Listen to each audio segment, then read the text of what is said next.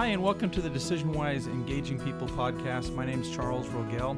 I'm a senior consultant here at DecisionWise, and I'll be moderating our conversation. Joining us is Beth Wilkins. Hello, everyone. Beth is one of our principal consultants here at DecisionWise. She works with a variety of organizations around the country and the world to help them build an engaged workforce. She also does more specific work around diversity and inclusion, and also the topic of O&A, or building, like understanding your network within the organization, network of employees. Today we're going to talk more in depth about this topic of feedback, or managers providing feedback to their employees. We measure this topic in a few ways on our employee engagement surveys. There's a few questions that we use, one of which is my supervisor gives me ongoing feedback about my performance. Another one is my supervisor regularly recognizing my contributions. And then a third one is about the supervisor being involved in growth and development, so supporting my efforts to develop and grow. And as we look at the results from these questions, sometimes we see organizations or pockets where managers aren't doing such a great job here. And so we really want to address this topic and give some good practical recommendations on how managers can improve their skills at providing feedback to their employees. So Beth, before we jump into kind of these practical recommendations, what are some of the ways managers can kind of prepare to themselves to give feedback to their employees? Great question. I think this is maybe the most important part. If not the most important, it's one of the most important parts. I see a lot of leaders that have certain perceptions of followers. If you've ever looked at any of the Arbinger work, it's excellent. Leadership and Self-Deception, Anatomy of Peace. They talk a lot about the different boxes we carry around. So, for example, maybe a manager thinks, I deserve my, employees' respect, or I deserve this kind of effort. Or maybe they feel like I've got 20 more years experience than this person, so I'm better than, in some way, this person. Yeah.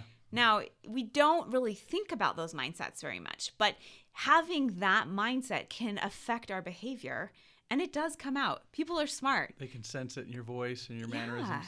Exactly. So this air of superiority that you might have as a manager. Right. Or this expectation that they don't feel like you should have of them. Sometimes leaders are really insecure too. So maybe they feel less than, or they feel like they need to be seen a certain way. Or assert themselves in some way. Right. And so that affects how you talk to people, which messages you send them, verbally and non-verbally. So I think it's important to do some of that work and think through, what result do I want here? And if you truly want to build people, if you want to engage people and have collaboration and innovation, then you need to figure out how to see the best in the person and how to, have a relationship of equality. Yeah. I like to think of it as leader to leader instead of leader to direct report. Okay. Why are they leader? Where are their strengths? What does this person that reports to me know more of than I do? Yeah. How can I learn from him or her? I've been working a bit with organizations on change, and one of the most popular change management methodologies right now is agile change, especially in technology. And one of the philosophies they have really helps, I think, as leaders try to prepare themselves for feedback. They talk about co-creating the feedback conversation. Okay. In other words, this is a two-way thing where you're going to learn from each other.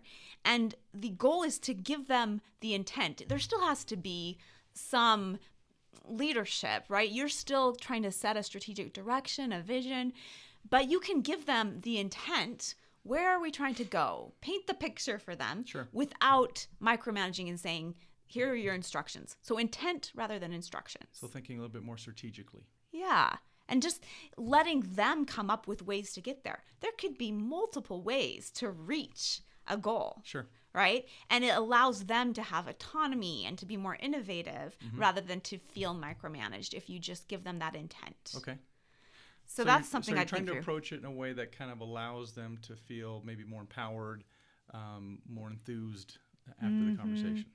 Yeah. So for example, I had a direct report fairly recently, and I remember having this mindset of, being his mentor, because I am quite a bit older than he is and I've had decades of experience.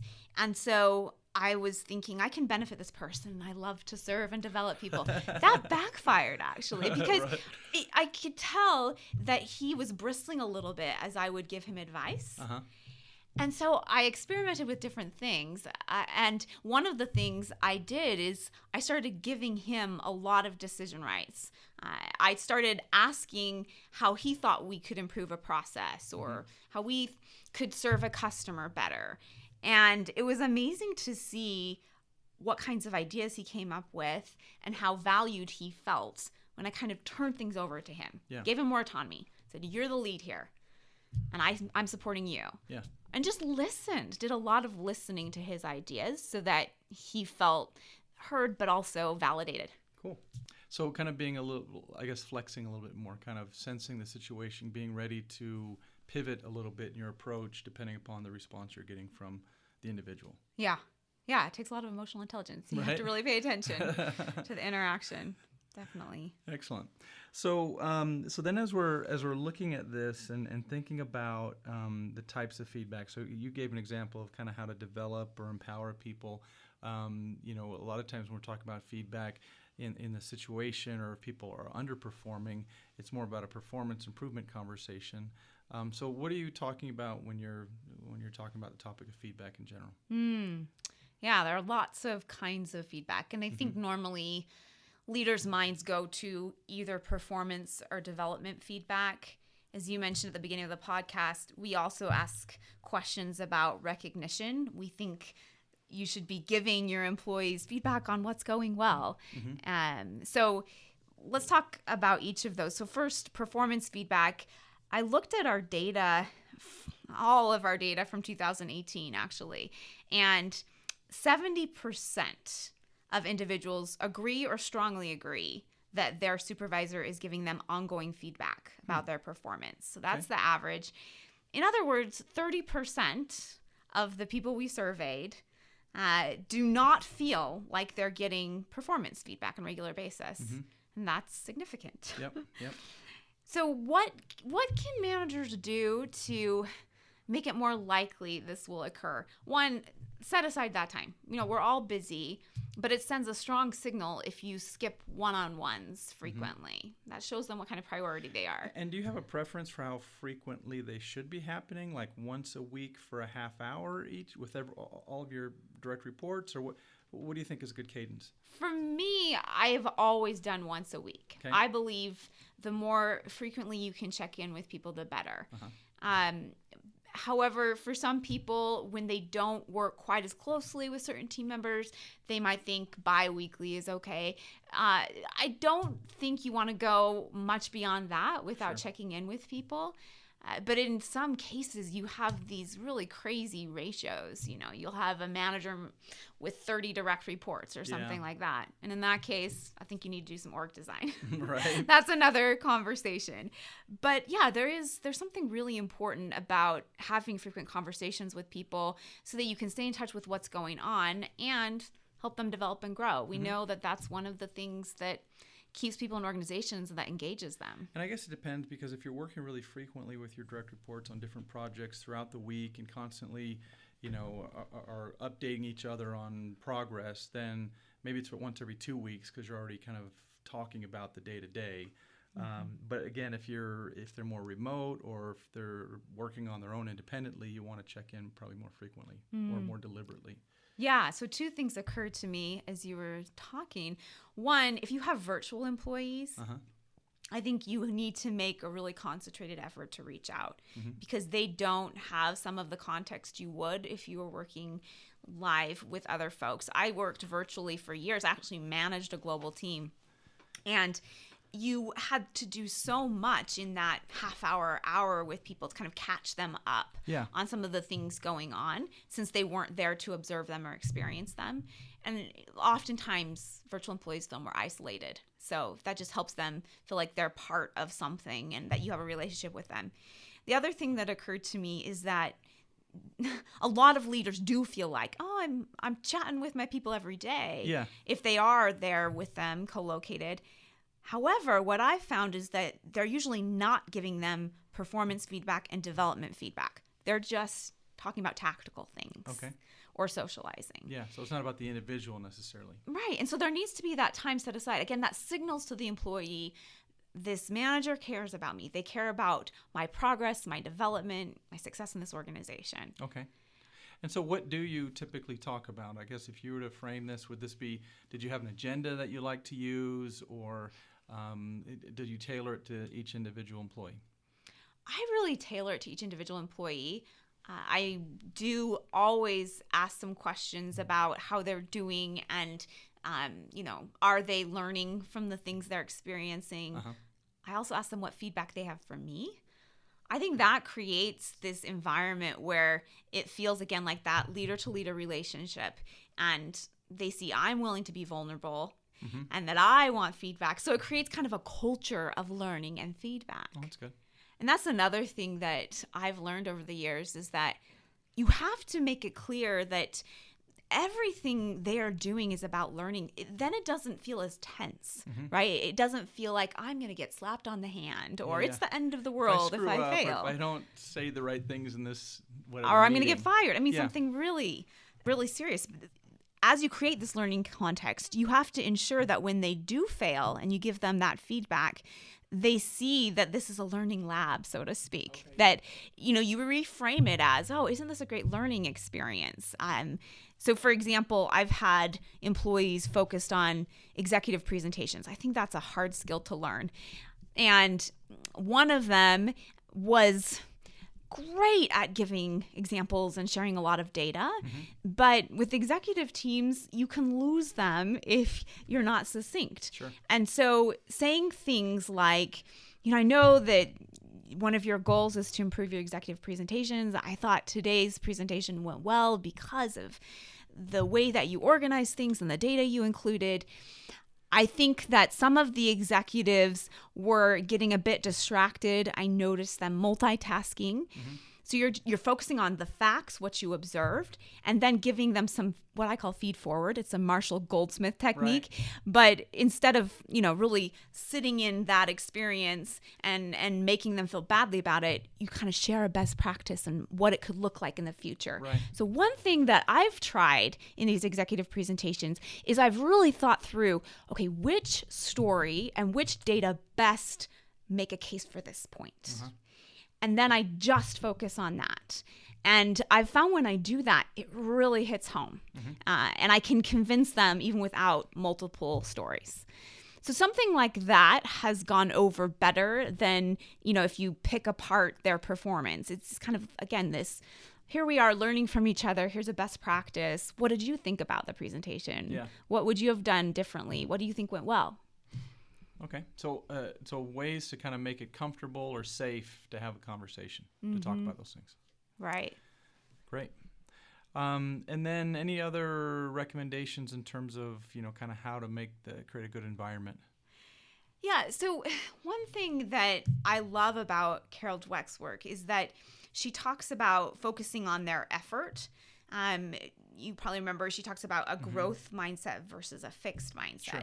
And so if you focus too much on the outcome and how something failed or didn't go well, then that's going to be really hard for people to kind of move forward and learn from. But if you talk about the effort they're putting in, one of the classic examples she uses is children getting grades in school. A grade is kind of this outcome, this stamp that says, how smart they are. Yeah. But if you are focusing on all the effort they put into their calculus class and look what you learned from this section and that section, then people feel like they are growing and learning and successful even if they didn't get an A, right? So I think that applies in the workplace as well, and really focusing. That's another reason for constant conversation so that people can see the small wins they're having that add up to quite a bit of growth. Okay. So that's kind of a tip more along the recognition line than you're saying. So you're giving performance feedback and hopefully trying to make corrections or course corrections with employees, but recognizing and encouraging their effort, performance is the other kind of side of the coin. Mm-hmm. Yeah, exactly. And I've also done a lot of research with the University of Michigan and others who focus on positive psychology. Mm-hmm. And they have so much data that shows you need to say 5 to 7 times the positive things. So in other words, compared to the one negative thing. Yeah, like people really remember those negative things. Mm-hmm. So to have kind of a net positive feeling or perception of yourself or the situation, you need to have heard 5 to 7 times more positive things. And that is not easy to do. As human beings, it's easy for us to pick out what's not going well and talk about that thing. Mm-hmm. But that's something I've really focused on as a leader, and it's helped people feel like they're adding value, help people feel positively about me, about our team, about the efforts they're making. And so as we're talking about these 3 statements, feedback, growth opportunity, or talking about growth or career development, and then recognition, are those topics usually part of the same, weekly conversation you're having, or do you kind of space those out a little bit more? What's a good cadence for talking about those topics? Mm-hmm. Yeah, and I don't necessarily think there's a formula, but I do think recognition should happen on the spot. You should always be recognizing people. Yeah. But I also tend to keep a list for each direct report, and I have things that have gone well that I can recognize them for. Okay. I also have some feedback based on their goals, their performance and development goals, and specific examples. I like to give the feedback as close to the incident as possible. We probably all know from parenting or school or that is important. Yep. But I find, again, because people get so busy in the workplace, that it often doesn't happen. So one more reason to do these one-to-ones frequently. I also think we have to make sure that we aren't just giving the performance feedback. Our research shows actually that people perceive they're getting development feedback a little bit more than performance feedback. Yeah. So 74% of our participants in our engagement survey said that my supervisor supports my efforts to develop and grow, which still means we've got about a quarter that don't feel like they're getting that. Yeah. But growth is one of our engagement levers. It's one of the very most important things in helping employees want to stay in the organization and give discretionary effort. Yep. So I think we have to really kind of separate those two and not just think about, okay, how are they performing right now on this job, but what are their long-term career ambitions?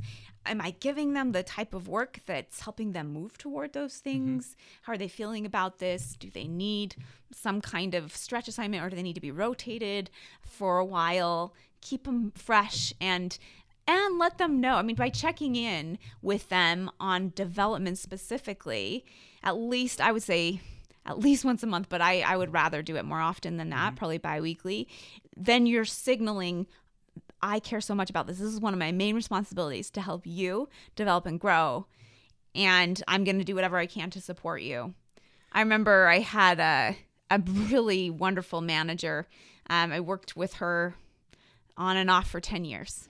And she was a master at this. She was always trying to think through what would help me. So some of the things she knew just by observing, through her own experience and by observing my strengths, she knew what kinds of opportunities might be a fit for me. But she also did a ton of listening to what I wanted to do and how I was enjoying or not enjoying different experiences. And I think this is just a little nuance, but she was a really, really good listener.